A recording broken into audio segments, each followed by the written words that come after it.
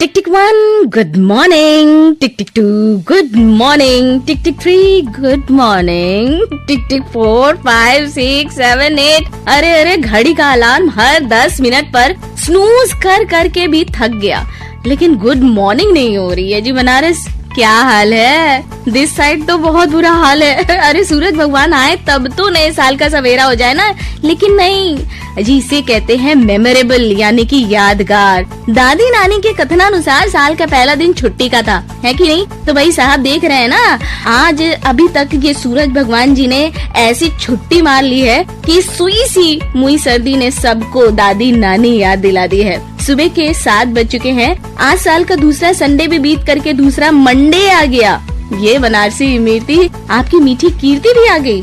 ए बनारस, अब आप भी आ जाइए ना, अरे अपने रेडियो सेट के पास, क्योंकि शुरू हो चुका है बनारस का number 1 morning show good morning Banaras. वाह क्या म्यूजिक है, पूरे बदन में एकदम से थिरकन सी आ गई।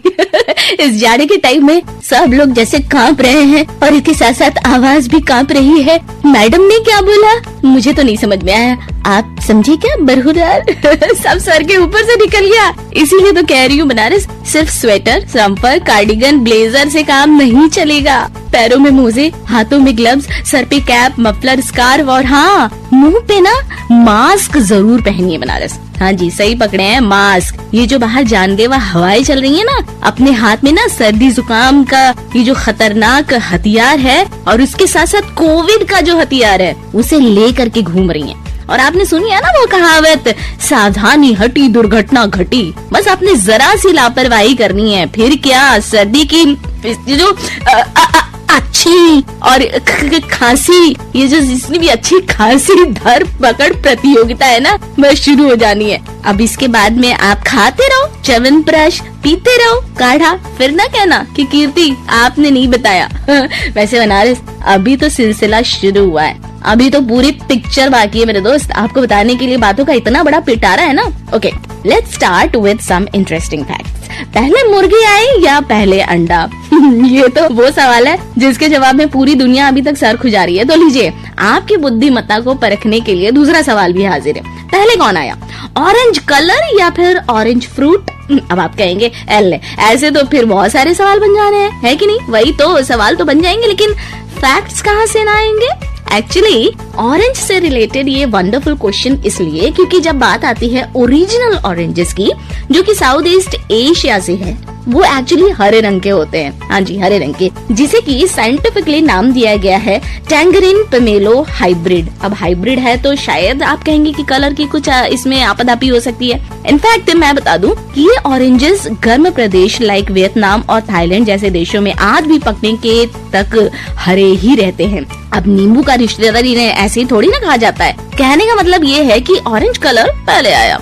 और इसी बात पर अगर आप इस फैक्ट से थोड़े से कम सहमत हैं तो आपको एक मजेदार फैक्ट और बताती हूँ, और ये फैक्ट है अबाउट नींबू, जिसको कि आप लेमन कहते हैं अंग्रेजी में। हाँ जी, और इस नींबू लेमन को लाइम भी कहते हैं। और आप कहेंगे कि इसमें क्या डिफरेंस है, तो मैं बता दूं, लेमन होते हैं ना उनका कलर होता है येलो यानी कि पीला, और जो लाइम होते हैं वो होते हैं हरे। देखा है ना आपने मार्केट में? हाँ, तो लाइम्स की जो डेंसिटी होती है ना वो लेमन से ज्यादा होती है।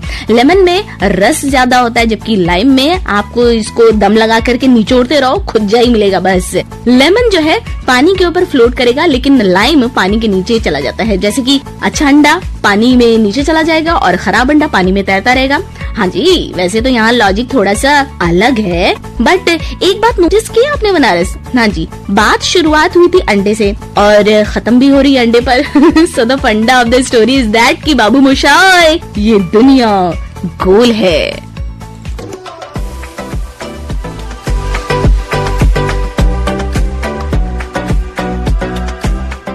वेल, ट्विस्ट कर रही है ये दुनिया, टर्न कर रही है दुनिया। कोहरे की धुंध कहिए या फिर कहिए कोविड का थपेड़ा, थोड़ी सी पीछे हो रही है दुनिया, लेकिन आगे बढ़ने की जो रफ्तार है ना, इसमें भी बहुत गजब की तेजी आ रही है इस दुनिया में। और उसे चेज करने के लिए बनारस मैं क्या कहूँ कि आपको करना है बहुत ढेर सारा मेहनत। हाँ जी, इसके लिए न सिर्फ आपको मल्टी टैलेंटेड बनना है, बल्कि अपनी सोच को भी मल्टी डायमेंशनल एंगल देना है, वो भी पॉजिटिविटी के साथ। और ये सकारात्मक तब आएगी जब हम पुरानी बीती बातों से कुछ सीख लेंगे। तो चलिए इसी बात पर हिस्ट्री के गलियारे में छानबीन करते हैं और जानते हैं कि क्या कुछ विशेष हुआ देश दुनिया में आज के दिन।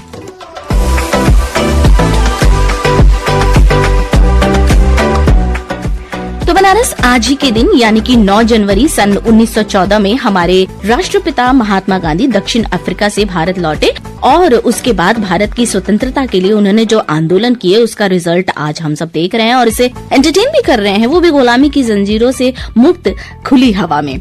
और आज ही के दिन साल 1982 में पहला भारतीय वैज्ञानिक दल अंटार्कटिका पहुंचा था। आज के दिन अंटार्कटिका, अरे बाप रे बाप, इन लोगों को तो सैल्यूट है। आज ही के दिन 2001 में बांग्लादेश में हिंदुओं की संपत्ति लौटाने संबंधी विधेयक को मंजूरी मिली थी।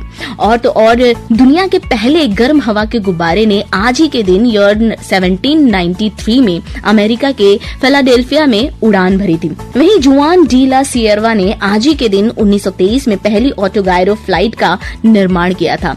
बनारस विश्व में पहली बार महिलाओं का पहला गोल्फ टूर्नामेंट साल 1811 में आज ही के दिन आयोजित किया गया था। और बात करें आज के दिन जन्मी महान शख्सियतों की, तो ऐतिहासिक उपन्यासकार एवं निबंधकार वृंदावन लाल वर्मा का जन्म 1889 में आज ही के दिन हुआ था। भारतीय चिकित्सा के नोबेल पुरस्कार से सम्मानित डॉक्टर हरगोविंद खुराना का जन्म भी 1922 में आज ही के दिन हुआ था। प्रसिद्ध पर्यावरणविद और चिपको आंदोलन के प्रमुख नेता सुंदरलाल बहुगुणा का भी जन्मदिन है। आज 1927 में उनका हुआ था जन्म। और इसके साथ साथ हम बात करें उन लोगों को और याद करें जिन्होंने आज के दिन इस दुनिया को अलविदा कहा, तो उसमें है शामिल भारतीय हिंदी सिनेमा के प्रसिद्ध गीतकार और कवि कमर जलालाबादी, जिनका कि 2003 में निधन हुआ था। भारत के स्वाधीनता सेनानी तथा राजनेता छोटू राम जी का 1945 में आज ही के दिन हुआ था स्वर्गवास। और इसके साथ साथ और भी लोग हैं बनारस जो कि बर्थडे की लिस्ट में शामिल हैं, जिसमें है भारतीय अभिनेता सुनील लहरी, जिन्होंने रामायण सीरियल में लक्ष्मण की भूमिका निभाई थी। आज उनका हैप्पी बर्थडे। 1961 में हुआ था जन्म। इसके साथ बात करें IAAF world under 20 athletics championship की 400 मीटर दौड़ स्पर्धा में स्वर्ण पदक जीतने वाली पहली भारतीय महिला खिलाड़ी हिमा दास, नाम तो सुना होगा आपने। आज उनका भी है जन्मदिन। सन 2000 में इस ग्रेट लेडी का हुआ था जन्म। फातिमा शेख पहली मुस्लिम महिला शिक्षक थी। आज के दिन उनका हुआ जन्म ईयर 1831 में। बनारस ग्रेट वुमेन्स का नाम आया तो आपको बता दूं, being a woman and an Indian, एक बहुत ही प्राउड मोमेंट कहिए तो एक नया इतिहास रचने को है। भारतीय वायुसेना की महिला फाइटर पायलट अवनी चतुर्वेदी उस भारतीय दल का हिस्सा होंगी जो कि जापान में हवाई युद्धाभ्यास में शामिल होगा। ये पहली बार है जब कोई महिला लड़ाकू पायलट किसी अदर कंट्री में भारत देश का प्रतिनिधित्व करेगी। भाई वाह, इसे कहते हैं कड़कड़ाती सर्दी में मीठी धूप की राहत।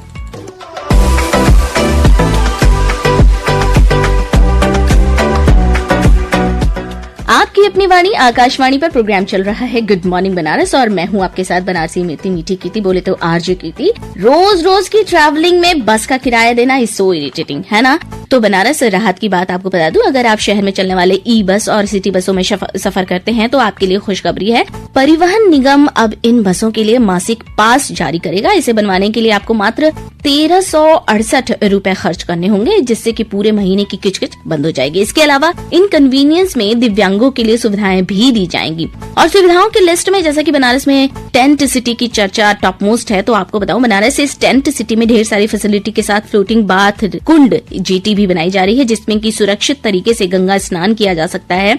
बनारस गंगा स्नान तो अपने आप में पवित्र रिचुअल है ही, लेकिन बनारस में गंगा जी तक आना भी बड़ी बात है। अब देखिए ना, स्विस पर्यटकों को लेकर कोलकाता से जो गंगा विलास क्रूज चली थी, फाइनली आज उसकी बनारस पहुंचने की उम्मीद है। इस क्रूज की विशेष बात ये है कि ये लग्जरी क्रूज भारत और बांग्लादेश के 5 राज्यों में 27 नदी प्रणालियों में 3200 किलोमीटर से अधिक की दूरी तय करेगा और इस दौरान 50 टूरिस्ट प्लेसेस को विजिट किया जा सकेगा। और ये ट्रिप होंगे पूरे 52 दिनों की, जो कि किसी रिवर क्रूज के द्वारा की जाने वाली दुनिया की सबसे लंबी यात्रा होगी। इसमें 3 deck, restaurants, music, gym, spa, 5 star hotel like facility और इसमें लगभग 80 यात्रियों के लिए क्षमता वाली पूरी की पूरी फैसिलिटी होगी। इतनी तारीफ हो रही है, देखने लायक होगा ना ये नजारा, है ना। वैसे बनारस सच्ची बता रही हूँ, सुबह 5 बजे जो कोहरे का आलम था ना, कुछ नहीं दिख रहा था। और मैं बता दूं, इस वक्त बनारस का टेम्परेचर 2 डिग्री तक जा पहुंचा है और ये सिलसिला अभी जारी रहने वाला है। इसलिए स्कूल कॉलेज वगैरह अगली 10 तारीख से 14 तारीख तक बंद होने की बात हो रही है। बड़े बच्चों की बात हो या छोटे बच्चों की बात हो, सबकी छुट्टी है। क्या करें, कोहरे और सर्दी का ये जो आलम है ना, हमारे सीएम योगी जी का जो विमान है ना, वो भी उड़ान नहीं भर सका। तो वहीं कई ट्रेनें इस वक्त ना सिर्फ लेट चल रही हैं, बल्कि कई ट्रेनें तो रद्द भी कर दी गई हैं। आप भी अपनी सुरक्षा का पूरा ख्याल रखें, गाड़ी धीमे चलाइए, जितनी कम हो सके स्पीड रखें, नियर अबाउट 20, मतलब 2 व्हीलर हो गया। और इसके साथ साथ helmet, seat belt, fog cleaner और हेडलाइट, बैकलाइट वगैरह वगैरह। बनारस सबसे जरूरी बात तो ये है कि जहां भी जाना है हड़बड़ी में या एकदम टाइम पे निकल करके नहीं जाना है। आपको आधा घंटा या पौन घंटा पहले निकलना है। अब देखिए, आपको बताते ना मेरा भी निकलने का टाइम हो रहा है। वैसे जाते जाते एक बात और बता दूं, प्रवासी भारतीय दिवस मनाया जा रहा है इस वक्त हमारे देश में। ये प्रवासी भारतीय यानी कि NRIs हमारे बनारस से भी अछूते नहीं है। उन सभी को वेलकम है हमेशा हमारे बनारस में। इसके साथ वेलकम जापान के प्रतिनिधि मंडल के उन सभी सदस्यों का जो काशी जापान की मित्रता को नया आयाम देने के लिए वाराणसी आ रहे हैं। तो हमारे शहर के नाम को विश्व पटल पर यूं ही दिन ब दिन प्रतिष्ठा मिलती रहे, इसके लिए अपने शहर को साफ, स्वच्छ, हरा भरा बनाने की अपनी कोशिश को यूं ही बरकरार रखें, अपना ख्याल रखें और अपनी फीडबैक हम तक पहुंचाते रहें pkldair@gmail.com पर। और मिलूंगी अब आपसे 8:45 पर मधुरिमा प्रोग्राम में। तब तक के लिए सुनते रहिए आपकी अपनी वाणी आकाशवाणी।